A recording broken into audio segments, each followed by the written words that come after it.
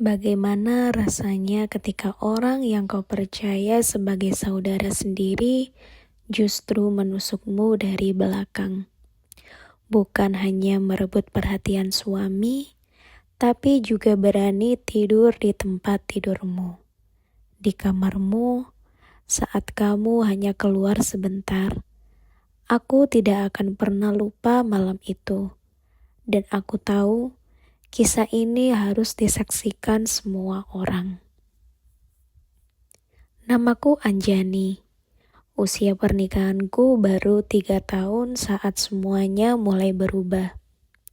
Saat itu aku sedang mengandung anak pertama kami, anak yang begitu ku nanti bersama Galang, suamiku.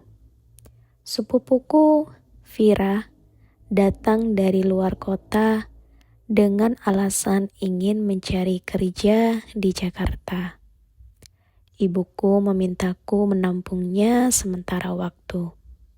Aku mengiyakan karena kupikir apa salahnya membantu saudara sendiri. Vira dulu sangat dekat denganku. Kami tumbuh seperti kakak adik, meski kenyataannya dia berasal dari keluarga pamanku yang sudah lama pisah rumah dengan kami. Dia cantik, terbuka, sedikit centil, tapi dulu tidak pernah keterlaluan.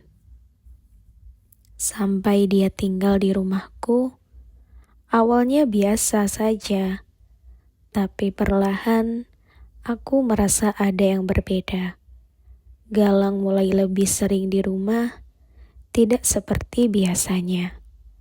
Vira pun mulai berubah, lebih sering dandan, mengenakan daster ketat, dan kebetulan selalu ada saat aku keluar untuk kontrol kandungan.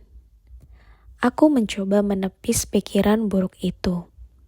Mungkin aku hanya sensitif karena hormon kehamilan. Tapi kecurigaanku mungkin kuat ketika aku menemukan lipstik Vira di dashboard mobil Galang. Oh, itu mungkin kejebak pas aku nebeng waktu itu, kata Vira enteng sambil nyengir. Galang hanya tertawa kecil dan tak menanggapi.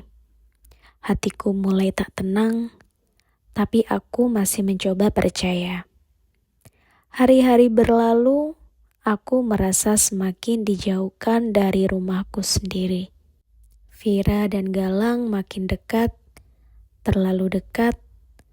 Mereka sering nonton film bareng di ruang tamu. Terkadang tertawa keras bersama, sementara aku duduk di ruang makan, merasa seperti orang asing. Kamu lebay, Jani. Masa sama sepupu sendiri cemburu? Kata Galang suatu malam saat aku mengungkit kedekatannya dengan Vira. Aku terdiam, rasanya perih. Aku bukan cemburu karena tidak percaya, tapi karena aku merasa kehilangan rasa dihargai.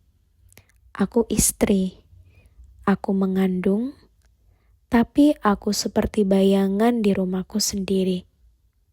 Puncaknya, suatu hari aku harus ke rumah sakit untuk pemeriksaan mendadak karena kontraksi ringan.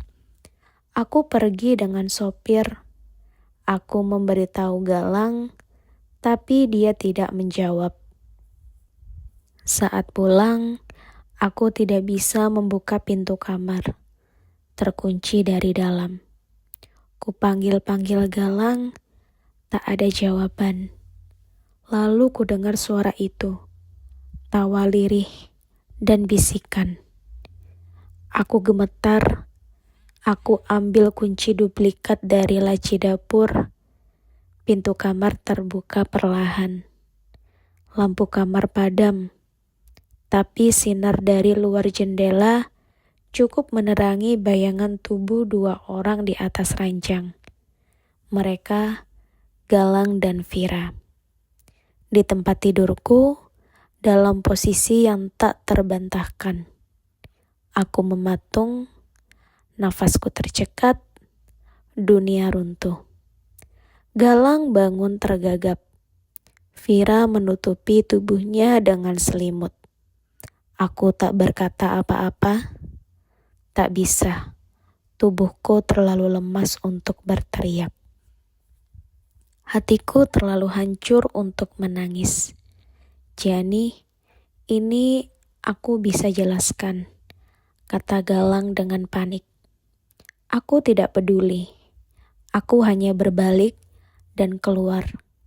Malam itu aku tertidur di ruang tamu, sendiri, sambil memegangi perutku yang mulai menegang.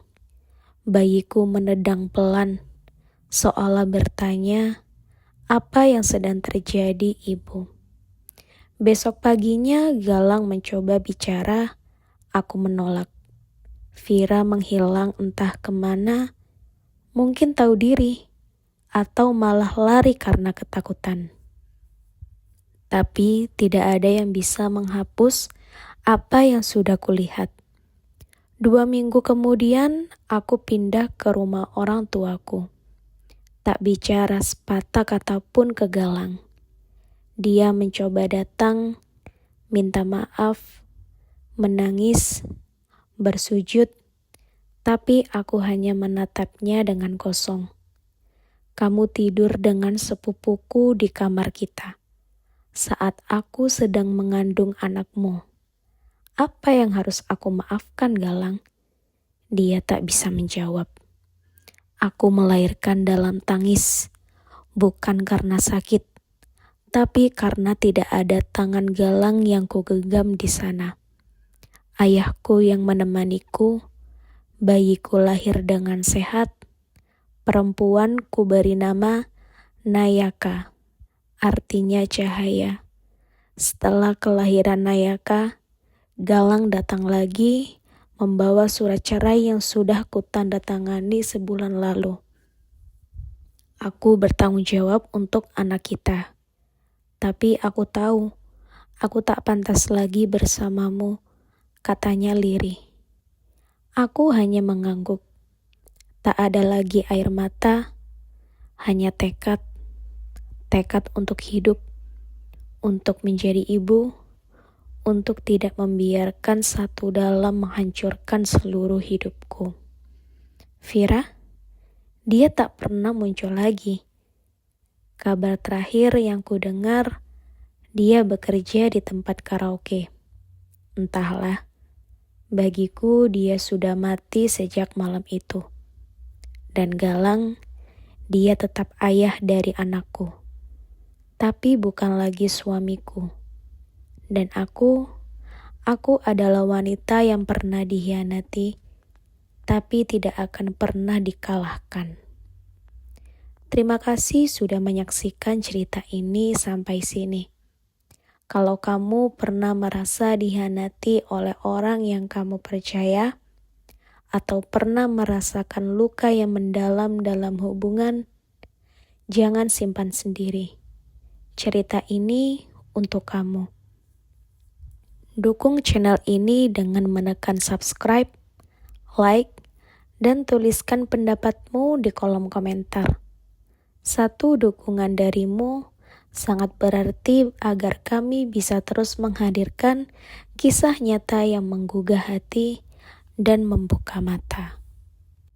Bagaimana rasanya ketika orang yang kau percaya sebagai saudara sendiri justru menusukmu dari belakang, bukan hanya merebut perhatian suami, tapi juga berani tidur di tempat tidurmu, di kamarmu, saat kamu hanya keluar sebentar.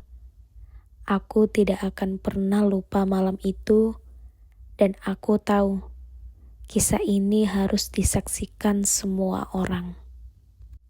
Dukung channel ini dengan menekan subscribe, like, dan tuliskan pendapatmu di kolom komentar.